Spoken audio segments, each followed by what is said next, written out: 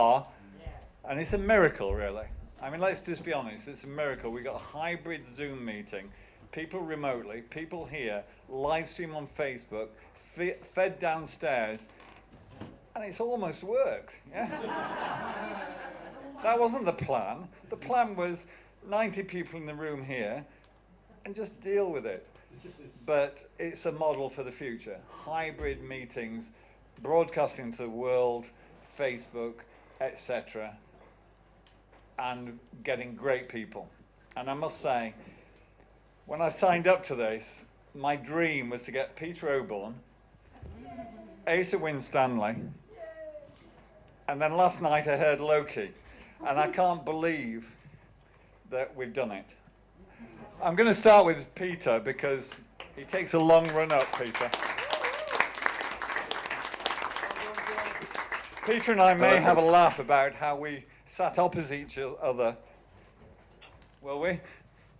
In the Sunday Express building.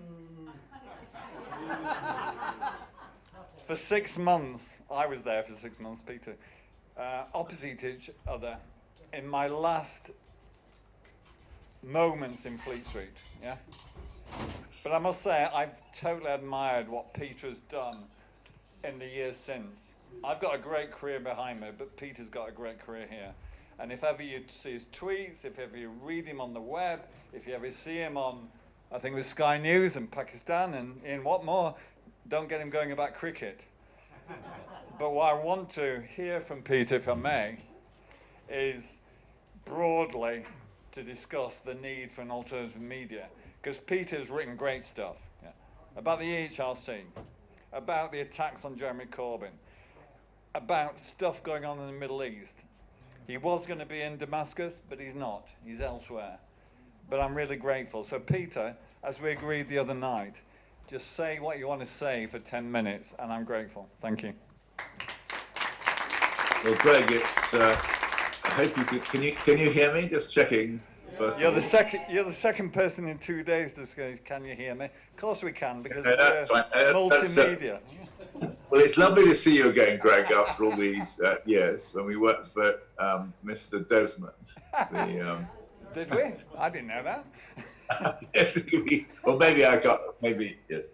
He was a notable figure who purchased the Express. Maybe, actually, yeah. Anyway. People are watching this, Peter. Peter, okay? I was not a private company. But you asked me to talk about the need for an alternative media. And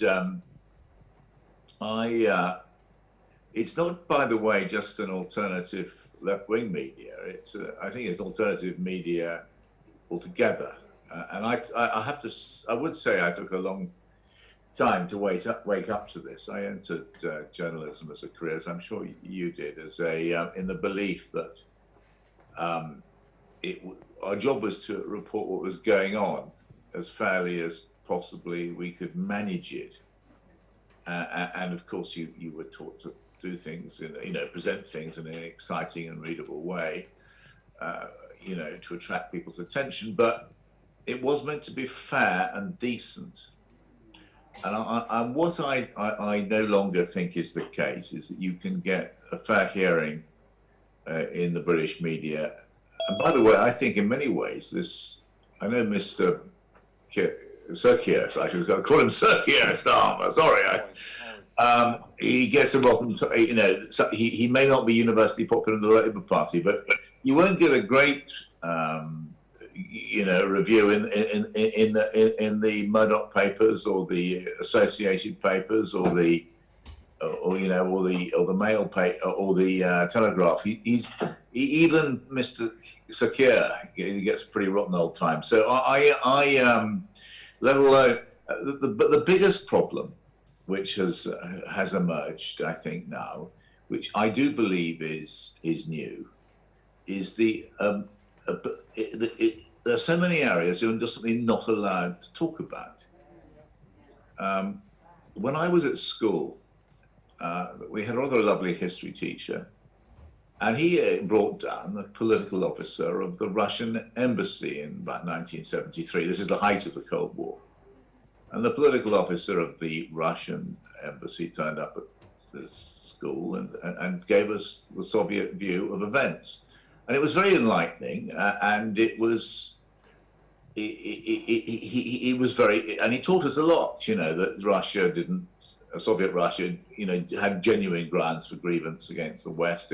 Here where it didn't convert us, you know, we didn't all become Bolsheviks overnight, but it was a mature kind of discourse. And I think that mature discourse was characteristic of British journalism, society, public life in that period.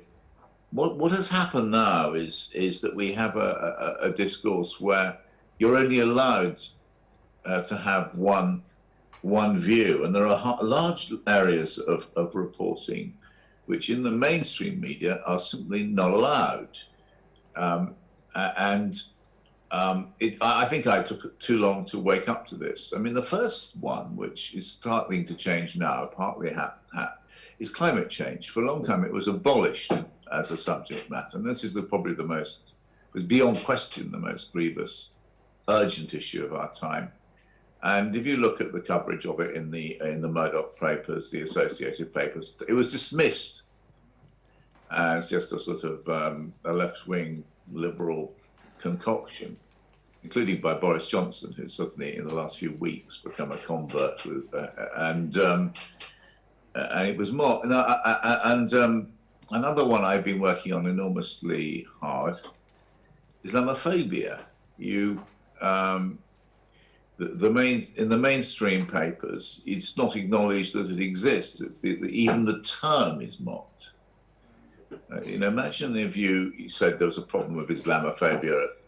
You can't really, if you say to the Tory party there's a problem with Islamophobia, they'll say, oh, Islamophobia is a term being dreamt up to stop Muslims, by Muslims, to stop themselves being attacked. Imagine and somehow they get away with it. You know, well, you know, the Labour Party. Imagine if the Labour Party said that anti-Semitism is a term dreamt up in order to stop Jews being, you know, Israel being attacked. Quite rightly, the world would have gone. There would have been fury. But you can do this, and this liberates ferocious and brutal sectarian attacks on a very serious part of British society. You know, think about the fabricated Trojan horse affair or the Tower Hamlets adoption controversy, which splashed the Times newspaper for 4 days in a row and was a fabrication.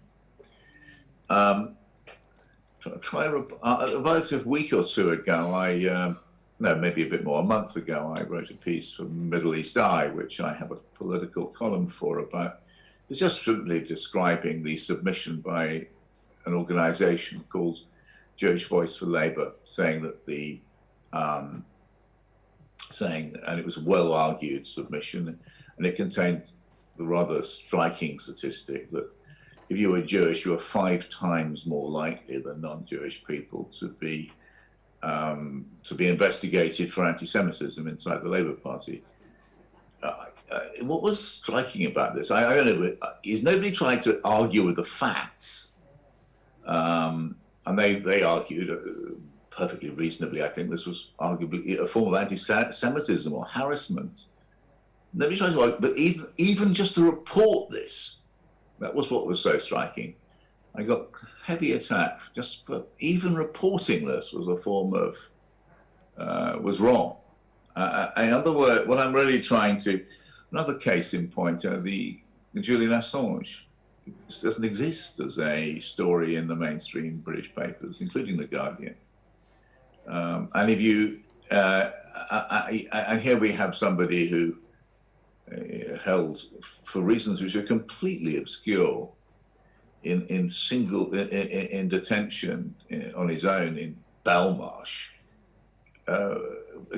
for no good reason that I can see, apart from the fact that he's been, appears to have been, you know, he did us the great favour of exposing a large number of crimes committed by coalition forces in the war on terror, so-called war on terror. And not one of the papers take the slightest interest in this. I mean, this week it does quite credible. I have no idea if they're true or not, but interesting reports that under Trump, the CIA had a look at possibly assassinating him. Well, he's on British territory, and yet that's not a story in the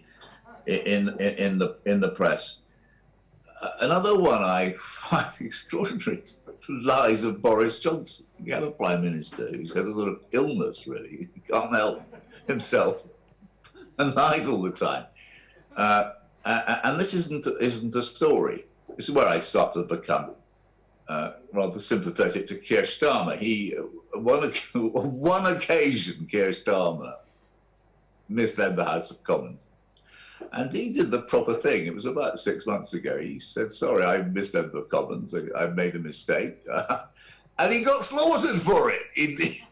Because even though he owned up to Johnson, it's countless the times he's misled the House of Commons. I mean, made false statements against the ruling of the ministerial code. And yet that is not a story. It is just tolerated. It's allowed. And so I, having spent a large amount of my time, most of my life, my professional life, I've had the privilege of working for the Telegraph, the Mail, the Spectator, the Evening Standard. I do now worry that something awful has happened to the British media, which wasn't the case before, that it has become it's become it's actually become, I think, part of the government's manipulation and deception machine. And that really worries me as somebody who believes, it's rather old-fashioned, but believes in free speech and free discourse. Is that enough for you? I think that's great, Peter. I mean,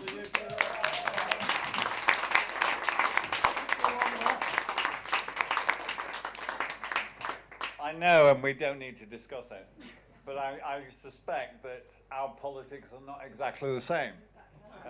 But then my politics are not exactly the same with most people. But what I do know is that you're an excellent journalist and a fine defender of freedom of speech, and believing that that's the future of what we want in a democracy. I came into journalism last millennium because I loved George Orwell. I wanted to be George Orwell. I wanted to write the 4,000-word article that would change the world. And on the Wakefield Express, when I met my wife to write about the national abortion campaign, and I met her through the campaign, and I'm still with her, it changed my world, and I hope it changed other people's world. But when by some accident of fate, I ended up on a newspaper that ended up being bought by Rupert Murdoch a year after I'd been outside whopping, not throwing stones, no, I wasn't throwing stones, but demonstrating, picketing against it, we were working for the capitalist press. And in those days, the way you became media was first get your £10 million to build a printing press. That was the last millennium. And I really admire the way that Peter stuck at it, because Peter was there, yeah? All those titles, but he's still a voice out there. A voice that can be respected and followed on Twitter, on Facebook, on the web, at the Resist event. And that's what we've got, plurality. That's our strength. And we've got to have strong people like Peter and others in this room. And I'm going to share that with two people that I admire from afar. I don't know them well. I don't know if they're journalists or if they describe themselves as a journalist, but they're from this millennium. That's the future, yeah? And I'm going to introduce Asa first, because Asa and I have known each other a few years, and Asa's work as a journalist is amazing, and I just want him to have a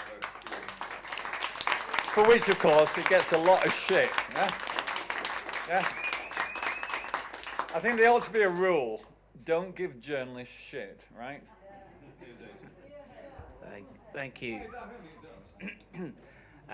Well, I mean, to reply to that a little bit, if I wasn't getting flack, if I wasn't getting shit from some people, then I would think I wasn't doing my job, I would say.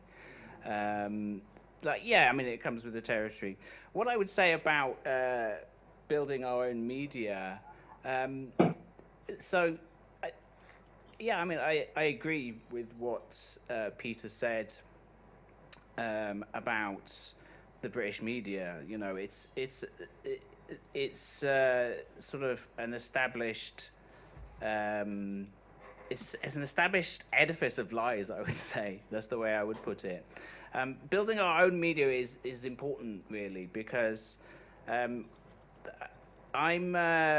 42, and so my political education came up during the war in Iraq, the lead up to the war in Iraq, the invasion of Afghanistan after 9/11. And in those days, there used to be a popular saying, which was indie media's slogan, "Don't hate the media, be the media." You know, I think there was a lot in that. And with indie media, there was a lot of good things about it. And it had a lot of weaknesses as well, like the indie media website, Indie Media UK. It had basically an open wire, which meant that anyone could publish any old rubbish on the front page of indie media. But you know, at the same time, there was a lot of very good stuff reported. But I think the idea about the strength of indie media was that it kind of empowered movements to give their own reporting. And I think that if there's something that can be kind of salvaged out of the Corbyn years is that there is a kind of ecosphere now, I would say, of alternative media in this country, which is something to build on. So, I mean, having our own media means that our outlets need to be structurally aligned with the goals that we want to achieve. So the state and capitalist media are funded by states and corporations. So by definition, they're going to reflect the interests of those states and corporations. And that's really what we've seen over the last 5 or 6 years, I would say. I think it's important to reflect just how united the capitalist media was in the targeting of Jeremy Corbyn and of the movement. And I think we all know that the Guardian really led that campaign more than anyone else, I would say. The Media Reform Coalition did quite a good study about this, and they showed that in detail. And I think that there's lessons to be learned there, and that when we think about that slogan, "Don't hate the media, be the media." I mean, I think you can hate the media as well. Like, I think you can do both. You know, I think it's important to criticize bad journalism and lying journalism, and I mean, as Peter described, I would agree that it's about what can and can't be said. You know, it's about certain truths are just almost banned from speech, really. When you talk about the so-called mainstream media. So I think there's also lessons to be learned from the Corbyn years, and one of the main ones to me was that Jeremy Corbyn and the people around him we have this alternative media ecosystem, as I've described, but Corbyn and his team didn't reach out to them at all. Like, they weren't embraced in any kind of way. And Corbyn only reached out to Corbyn's people only reached out to the so-called alternative media really this year, at the beginning of this year, when it was far too late, really. With his Peace and Justice project, and we had a round table. You know, there was discussion about what the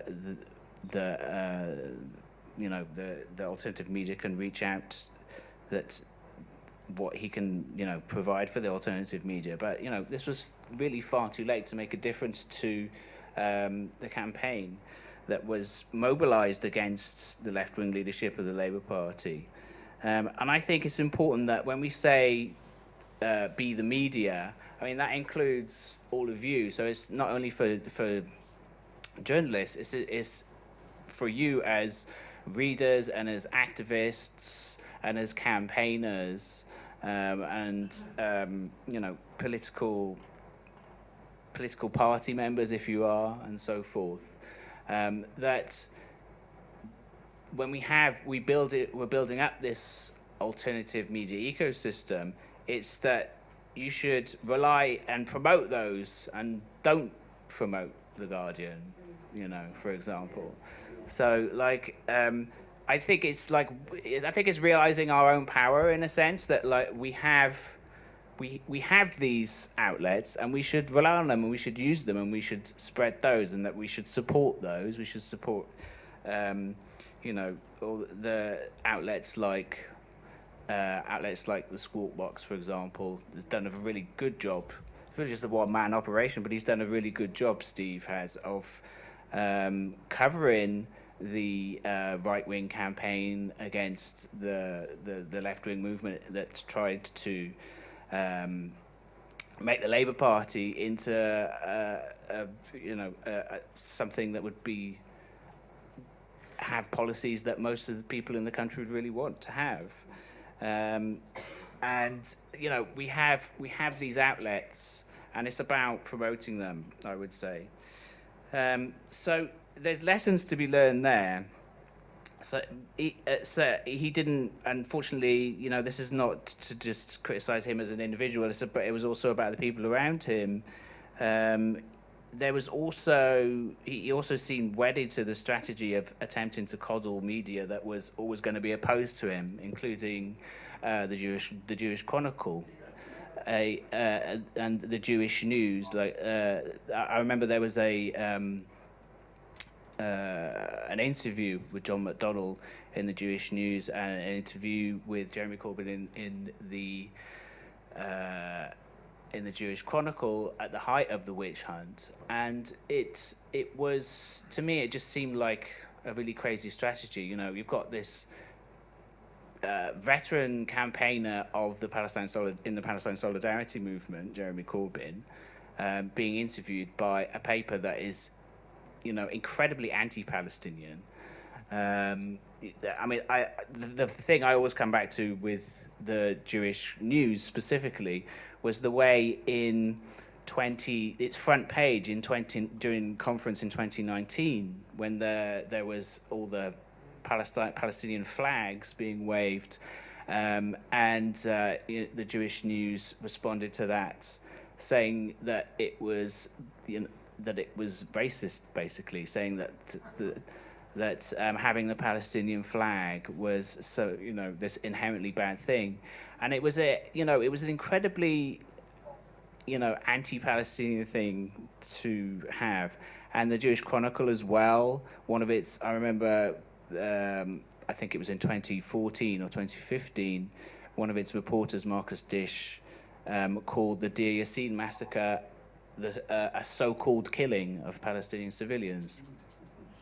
One of the most well-attested massacres of Palestinians in 1948, but engaging in this kind of denialism.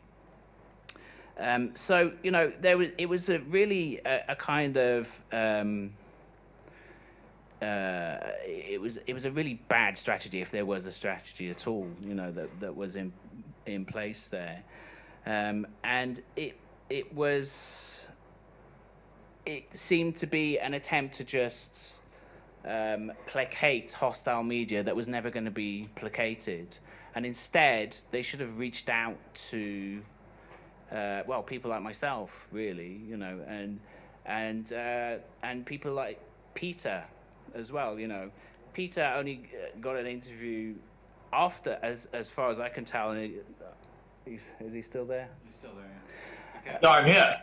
Yes, Peter. Am I right in thinking you only got an interview with Jeremy Corbyn after he was deposed as leader of the Labour Party? I certainly got one. I think we had one David Hurst tonight, Middle East Eye, interviewed him while he was leader, but I may be wrong. He certainly interviewed him afterwards. Okay. I know he was pretty. He was. I mean, the Corbyn machine I found pretty easy to deal with. Okay, so but my point is that they should have been reaching out to us more. This is my point. Like, I was trying to get an interview. I mean, I've only ever had one interview with Jeremy Corbyn, and that was in 2015, in the summer of 2015,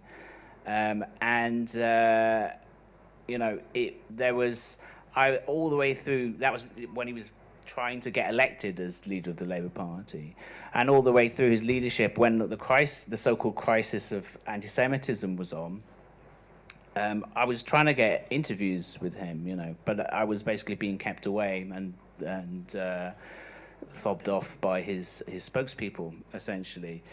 So, there didn't seem to be any positive strategy in place. So I think there's lessons to be learned there.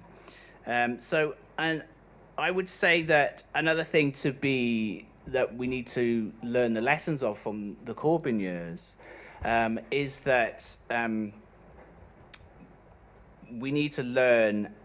What we need to take away from it is two things. I would say, in terms of media, is that first of all, the entire media, as I mentioned, was united against Corbyn from the liberal, the entire so-called mainstream media, the corporate press, were really deeply unified in, first of all, opposing the left-wing leadership of the Labour Party, and secondly, saying that the membership, the activists, the movement behind him were anti-Semites, were racists, were bigoted against Jews.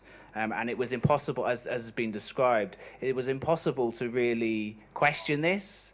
You couldn't question it and still remain within the mainstream narrative, which is why we saw people like Novara Media really indulge in this. Well, let's call it what is a fabrication. It was a fabrication that the Labour Party was an anti-Semitic party, and that there was a crisis of anti-Semitism.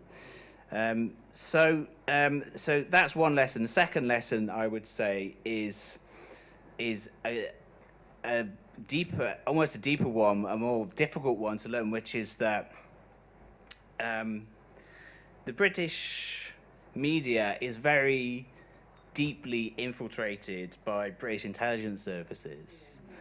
To an almost unique degree, really, in the world, So, I mean, and this is something that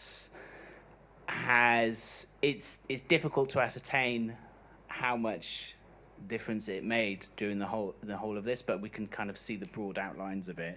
And I think, the British media, the so-called mainstream media, toes the line when it comes to the British security state's priorities. I mean, you only need to look at the Julian Assange case, for example, with that, the entire the campaign against Julian Assange that there has been. And I think that the so-called Labour anti-Semitism crisis is another example of that. So, there's a lot to say there. There's a lot to learn, a lot to take forward. So I would say, finally, just in closing, that the most important thing with building alternative or our media, the first and most important thing is commitment to telling the truth, and it's not, no matter who that truth is inconvenient to. And so, in that regard, it's knowing who your friends are, really, in that way. And I would say, as someone on the left, I have far more in common with Peter than with someone like Owen Jones. So,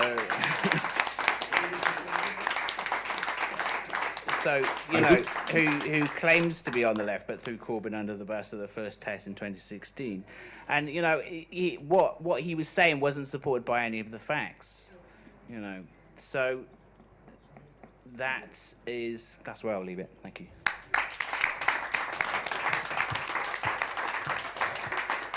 Can I just say something there? that, Greg. Go, Peter. Go, Peter. Yeah. Yeah, I just to follow to sort of add to Asa's last remark. I mean, you go into politics or you go into the media, and you go into politics. It is about getting power. That is why you go into politics, and it's a perfectly honourable thing. And we need politicians. You go into journalism. It's about telling the truth. That's why you become a journalist. As Asa said, no matter who it upsets. And what I find is problematic, really difficult and upsetting, is that you go to journalism and become instruments of those in power. What's the point of that? You should become, without a question, by all means go into power. If you want to be the instrument of somebody in power, become one of their spin doctors, be on their payroll and become the director of communications, at the Treasury or something. Yep. That's perfectly honourable. But to become the unofficial director of communications, making out you're doing a sort of legitimate job as political columnist or a reporter somewhere, when actually I think that's a trouble. I think what I'm really getting at here is that there is a confusion of categories going on. That you shouldn't be, you should be. You're as a journalist, it's not you're a member of the awkward squad. You should be difficult, and you're there to tell the truth, no matter who you upset and offend. And actually, there's no other justification for it. Otherwise, we probably need more politicians and better politicians. You should go off and go into politics and make your case. Yeah, I know Peter and I will probably agree on this, that the relationship between the journalist and the politician is the same one, it's not my phrase, as between the dog and the lamppost. Yeah? I think of those, who was it, Mencken was it? I don't know. I started in journalism with Letraset, with a manual typewriter, trying to get in straight strips and photocopying it as a Trades Council paper called Wakefield Issues whilst I was working for the Wakefield Express. And we became a trusted media outlet. And that's the important thing, trust. You trust the brand and the authority. We're not going to get rid of Murdoch. We're not going to get rid of Rothermere. We're not going to get rid of them. We are going to beat them. So when my son, at the age of 12, and I set up a bizarre website in 1995, one of the 640 websites in 1995 around the world, which put live football scores on the internet, we beat CFAX, yeah? Where's CFAX now, yeah? We beat them. Well, that's what Squawkbox will do. That's what Canary will do. That's what every media can now do. That's what the Resist event will do. And that's why we've got hundreds of people buying tickets, thousands of people watching this, and nobody reporting it. But who cares? We're going to win. They're going to exist, but we're going to win. And we win because people trust us to tell the truth to power. Greg, the other great, that's Mencken. There's also a rather obscure regional United States journalist in the 19th century who said the job of a journalist is to comfort the afflicted and to afflict the comfortable. And it's such a good definition. And too many of our former colleagues see their job as exactly the other way around. They go and find the most powerful or comfortable person they can get hold of and want to suck up to them and make their life easier. And then they find somebody who's genuinely afflicted in a bad way, and they deliberately set out to go and make that person's life worse. And I don't understand that. It's not our job there is a moral element in our job, and I think it was put rather well. We try and afflict the comfortable. The closest I came to the sack, until I was sacked by Andrew Neil, was when, working for the Daily Mail, our best sources, and this is then, it's prehistory, but 1980s, yeah? Working for the Daily Mail, our best sources were Labour MPs, if the message was right. And there still are. Peter Kyle I suggested Peter Carl and Wes Streeting used to have an office in the Mail on Sunday with Simon Walters, yeah? And I've had it confirmed that's almost the case, yeah? But the closest I came was someone complained that I should be sacked because I upset Roy Hattersley, who was a columnist in the Daily Mail. I mean, Peter and I sat on the Sunday Express. You get the phone call on a Friday night. It's Alistair Campbell eating his sandwich because he can't be asked to finish his salad before ringing us up and saying, we've got a scoop. Someone's given £100,000 to the Labour. You know, I'm telling tales out of school here, but sod it. Yeah, this is how it works. That's the big media. Yeah, and we've gone beyond that. You don't need your £10 million to have your printing press. Yeah, if I was in the Wakefield Issues newsroom now, it wouldn't be Letraset and manual typewriters. It would be the web, and it would be all that sort of stuff that we're doing today. Yeah. But enough of that from those of us of a certain age who lived in the last millennium. We now have real-world examples of people who can create, communicate, influence and change. And I'm so delighted to have someone like Lowkey in our meeting tonight. Thank you very much. Well, I think it's worth expanding upon the Daily Mail group, what it is and what actually it owns, because I think that a lot could be understood about our society through that lens. Well, Jonathan Rothermere obviously inherited it from his father through a Jersey trust, and it's, through a Bermuda registered offshore entity. He's worth £760 million, and the chairman of the Daily Mail group is Paul Dacre. Now, just for some context, Paul Dacre described the BBC as institutionally Marxist, and Downing Street is attempting to make Paul Dacre the head of Ofcom. Now, it's failed in the first situation because despite being pushed quite hard by the government, the panelists said he didn't quite meet the requirements. Now, instead of the government allowing that ruling to stand, they have basically given him a second try for Paul Dacre to meet the panelist requirements. Now, what exactly does Daily Mail Group own? It obviously owns the Daily Mail, it owns the Metro, it used to own Evening Standard, it owns a stake in ITN, which is the company that produces the news, not just for ITV, but Channel 4 and Channel 5 as well. How does it make sense that somebody who is the chairman of this organization that has this much power in the media should be the head of Ofcom? In what kind of society? This is not cronyism. This is corruption. In fact,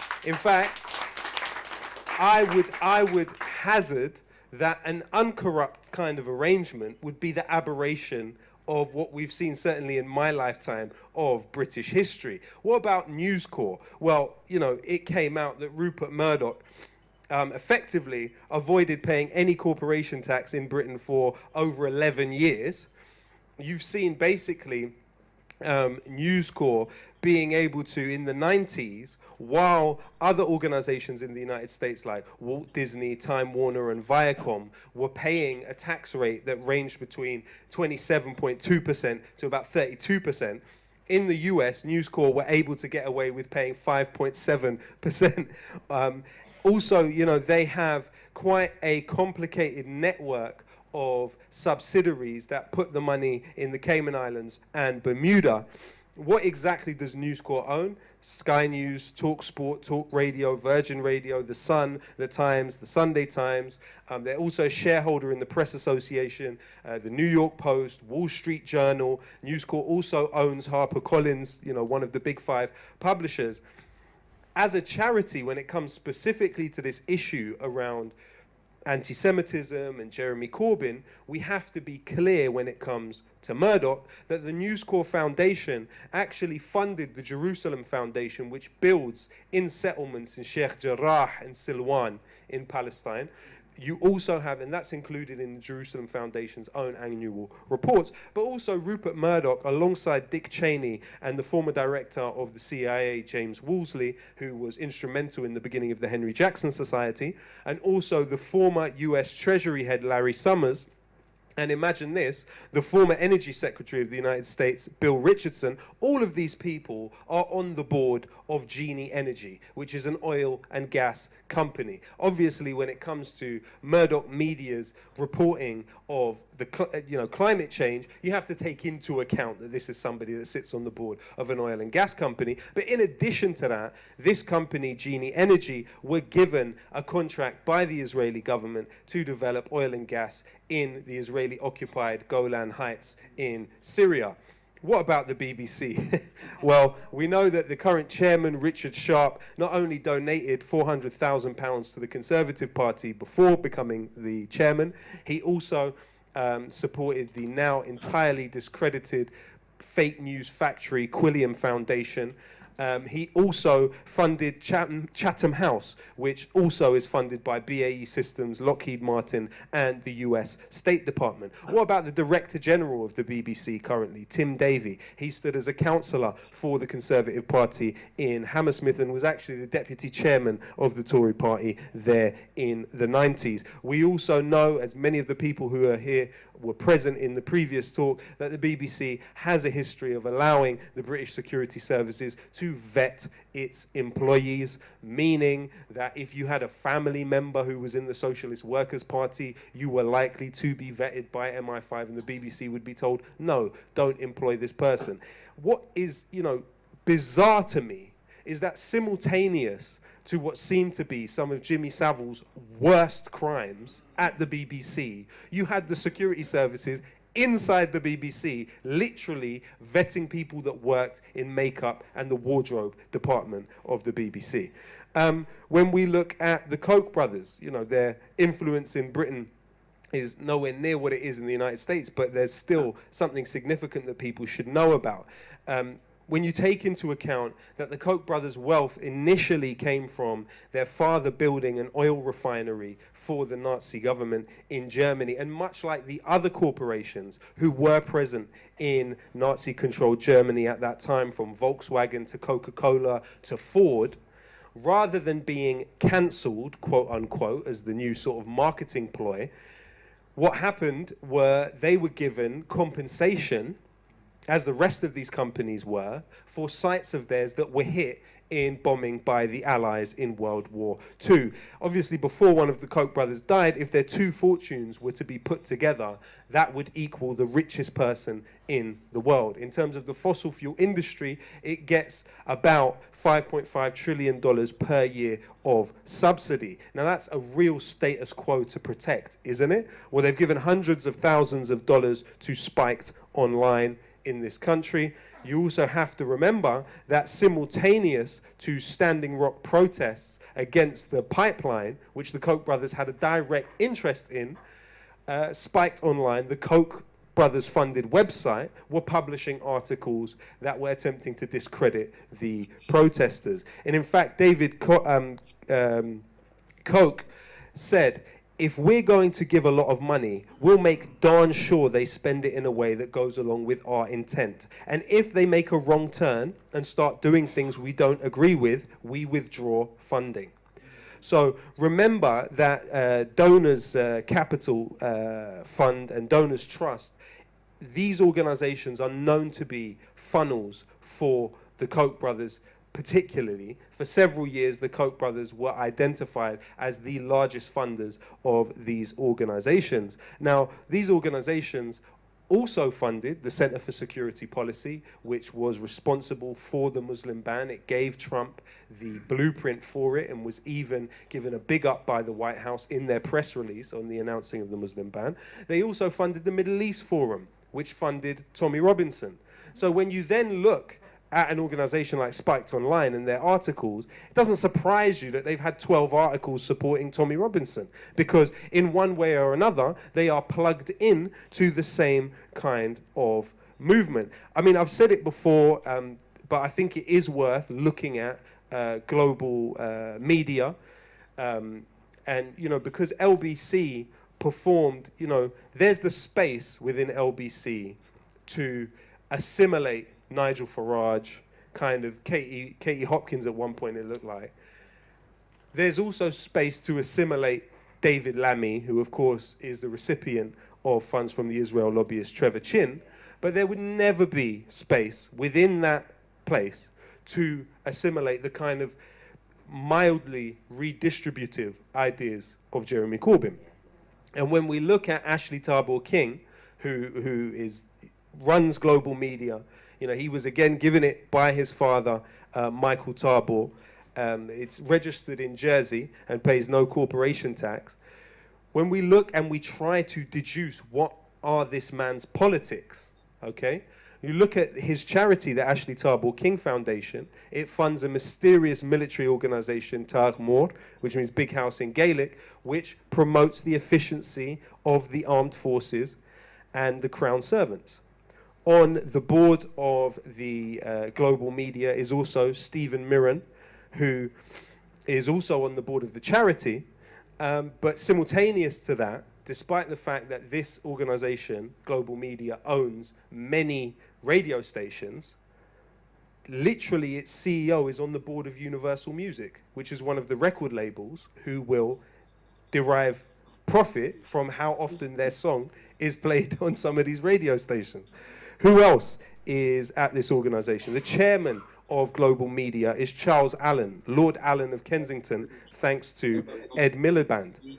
What else does Charles Allen do apart from sitting in the House of Lords scrounging over £300 a day off of every single person in this room, thanks to Ed Miliband?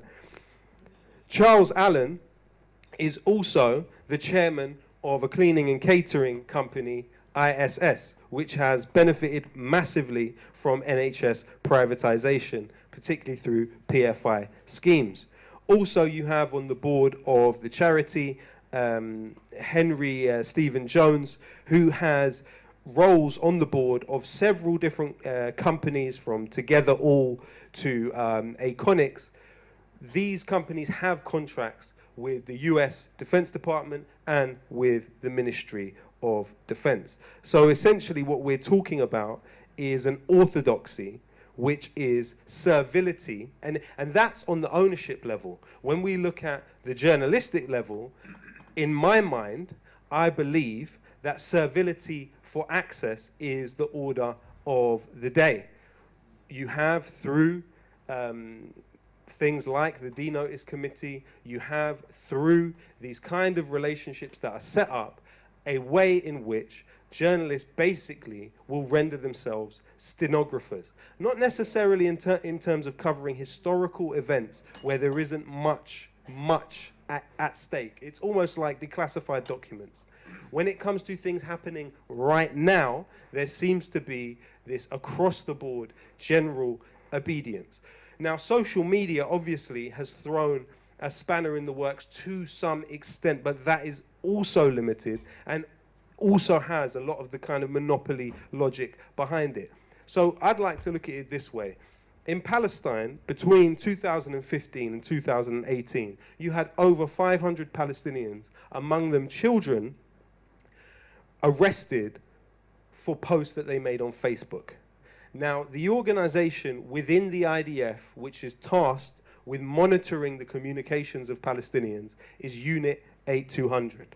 Now, Whitney Webb did a wonderful investigation into social media giants and the extent to which Unit 8200, former Unit 8200 employees were working within them.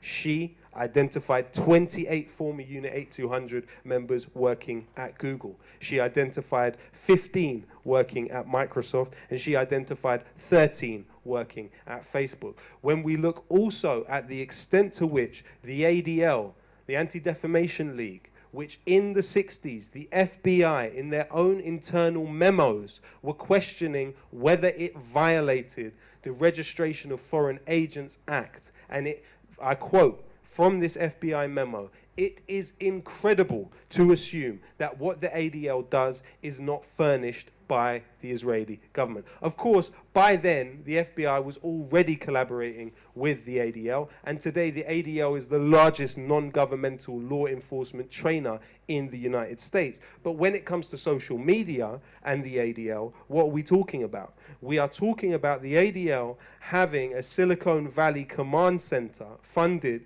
by Pierre Omidyar, of course, a shareholder in PayPal and the founder of eBay. What you have now is the ADL not only becoming a trusted flagger for YouTube, whereby they can censor stuff that gets too pro-Palestinian, but also you have the ADL working with PayPal in examining extremists and their sources of funding. So we've got to a point where, as I mentioned earlier, you could actually have, on Have I Got News for You, Finn Taylor, a comedian in Britain, say that he hoped all Corbyn supporters could gather in Glastonbury so they could all be bombed, to riotous applause and laughter. You also, in addition to that, have the Board of Deputies, which militated relentlessly against every single one of you in this building, announce in their trustees' report of 2020 that they have a close working relationship with the Israeli embassy, their words, not mine, and that they have strengthened links with the Ministry of Strategic Affairs in Israel and with the IDF, and not one word is mentioned within our servile media. And so how do we get to the point where, according to polls, you have 1 in 5 young people thinking that there is this unresolvable conflict between Islam and the West? Where do we get to the point where 14% of 18 to 30-year-olds believe that in Britain today there are quote-unquote no-go areas where Sharia law operates? Where do we get to the point where literally you have more than 1 in 10 young white people have the impression that white people are actually a minority in Britain, despite the fact that they are 86% of the population? Where do we get to the point where literally 1 in 5 young white people in the country believes that the country is under threat from invasion, despite the fact that refugees are only 0.18% of the population? How does this take place? What about the rest of us? Those who don't believe we want to live in a society where people die in debt and families even inherit their debt because they can't pay back their education? What about those that believe that education, housing, and healthcare are actually human rights, rather than mere ideas to be turned into profit by debt creation? What about the 77% of the British public who support a ban on nuclear weapons globally? What about the 77% of this public that want public ownership of energy? The 76% of the public that want railways in public ownership? What about the 83% of the British public that want water in public ownership? What about those of us who believe that we don't believe an institution like the Environment Agency should only get 0.13 to 0.16% of the annual budget from our government? Where are we represented in the media? You have 6.6 million members of trade unions in this country. That is around 10% of the population. Why is the money that is going through the trade unions not turning into media? Why do we not have that powerful backing to disseminate our ideas that the majority of the population would support? Thank you.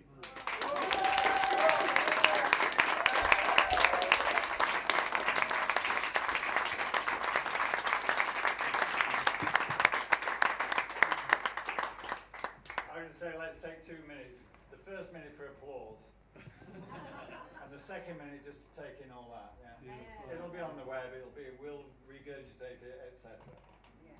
For goodness me. Yeah. Let's just think about that.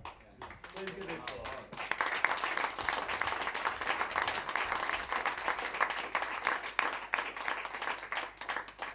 I want to say three things that reflect on me and people who criticise me for working for capitalist media. Maybe it's an accident. Most of my life's been an accident. It's all been an accident, really. I want to be George Orwell writing for The Guardian. Thank God I never wrote for The Guardian. Otherwise I'd be with Owen Jones and all those other liberals. Liberals, you can't stand liberals. I can stand Tory journalists, I can stand social journalists, but liberals, Jesus. Yeah. Yeah. Well, I had the privilege of being interviewed by Ben Bradley for the Washington Post scholarship, 1980 something. And Gary Young was one of them, but other people were, and I wish I'd gone there because I was inspired not just by George Orwell, but by All the President's Men. It's a dream. It's a fantasy now. Yeah, it's a fantasy. But there are other opportunities. When young journalists come to me, when I used to be still in print, Brighton Hove Independent, etc., I didn't say go to get Telegraph Mail and be in dead print and Mail Online and do all that crap. Yeah. I'd want a son of mine, a daughter of mine to be Lowkey. I'd want them to be Asa. I'd want to be all those voices out there. He's up there. He's better than us. He's up there. Yeah, well, he's I'm incredibly proud of him, but you know. Anyway, he wouldn't have been here if he wasn't making it work. But no, seriously, I mean, the generation of people born in 1986 when I was 30 is the future, yeah? We've done our bit, but technology's moved on, right? But there are two things I'm proud of. One, I worked for the Daily Mail. I worked for the Daily Mail when Paul Dacre published Murderers with 5 murderers of Stephen Lawrence. I was on one of the minor peripheral of that. And the fact that Stephen Lawrence's father was decorating Paul Dacre's house and had a conversation and all that didn't matter to me. God, I was proud, yeah?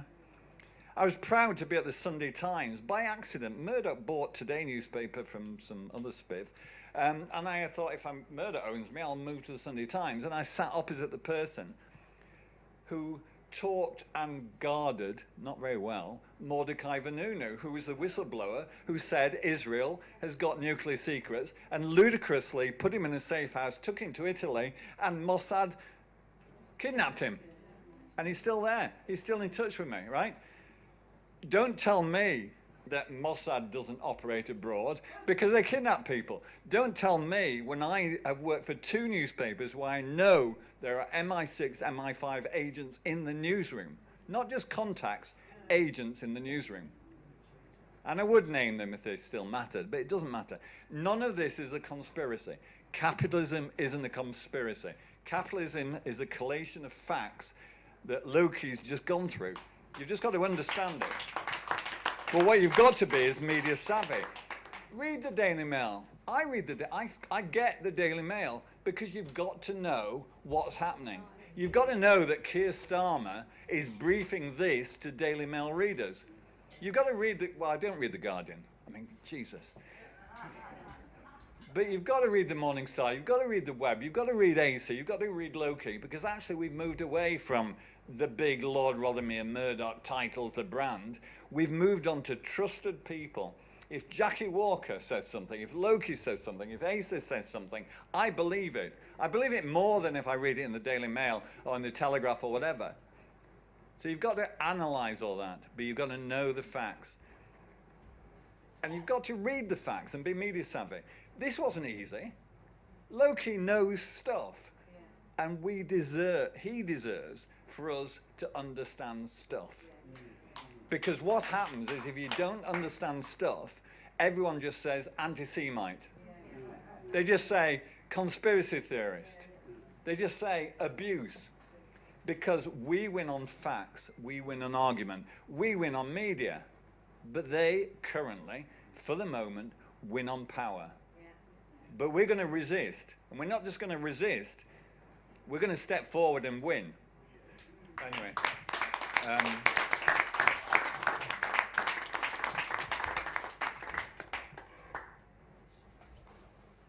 You've got a mic up there.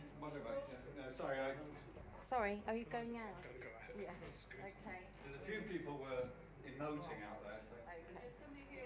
Okay. Can you see, Becky? Yes, I can see. There we are. There's a long-standing member here, audience member here. I'll go He said hello to me last night. Hello. Thank you, all four of you, for a marvelous presentation. There's definitely a book in Lowkey's particular revelations, and I think Peter Oborne has a good publisher because I bought his book of the lies of Boris Johnson, so maybe they can get together and publish some of the research that Lowkey's done. I'm speaking as a recovering broadcast journalist. So I worked before that I was in FT magazines writing about tax dodging, and then at ITN for a few years, and then CNN, and then I went freelance. And then into freelance newspapers. One of the biggest media stories of the last decade was the Levinson inquiry into what happened with the News of the World. And only one half of that investigation was completed, and that was into the standards of the journalism that led to such an appalling situation, and was largely unremarkable what was found. And of course, we got the pleasure of seeing Murdoch squirming. But the second half of that investigation was put on the back burner and, what's the expression, kicked into the long grass. It's vitally important for any credibility in the British media for the second half of that to be brought back into Parliament and investigated. And the reason for that is that what was really important, the reason why Murdoch's tabloids were trying to expose all those sensational stories and hacking people's phones, and not just Murdoch, but Piers Morgan at the Mirror, who has never been brought to book for what he did and for his share tipping scandal, etc. The reason they were doing that was political, because if they could sell lots of copies of their rags with these scurrilous stories, they could then do a deal with whichever political party they wanted to do a deal with, and the deal would be, in Murdoch's case, about relaxing the media ownership rules so that he could buy more of Sky, and he doesn't own all of Sky. I think he's got 40% of Sky News anyway. And in Rothermere's case, so that he could buy more titles and have online domination of our media.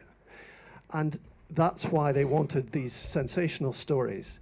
And that's why we need to break that link between political influence, and we had Bernard Ingham admitting